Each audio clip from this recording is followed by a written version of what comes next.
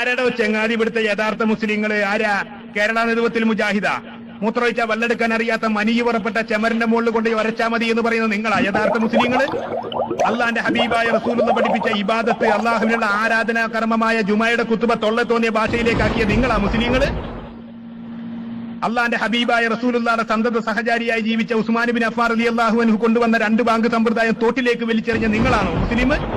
സ്ത്രീകൾക്ക് പള്ളിയിൽ പോയി നമസ്കരിക്കുന്നതിനേക്കാൾ ഉത്തമം വീട്ടിൽ നമസ്കരിക്കുന്നതാണ് എന്ന് പറഞ്ഞ ഹബീബായ റസൂലുള്ളാഹിയുടെ വാക്ക് വലിച്ചെറിഞ്ഞിട്ട് വാണിയംകുളം ചന്തയിലേക്കും പെരുമ്പിലാവ് ചന്തയിലേക്കും പോത്തോളെ കൊണ്ടുപോകുന്ന പോലെ പെണ്ണുങ്ങളെ കൊണ്ടുപോകുന്ന നിങ്ങളാ മുസ്ലിങ്ങള്?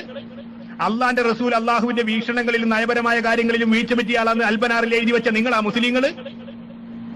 കീഴ്വായി പോയ സൗണ്ടോട് കൂടി പോയ അല്ലെങ്കിൽ മണമുണ്ടായാലേ ഒതുമുറിയുള്ളൂ എന്ന് പറഞ്ഞ പടുജാഹിലീങ്ങളായ നിങ്ങളാ മുസ്ലിങ്ങള്?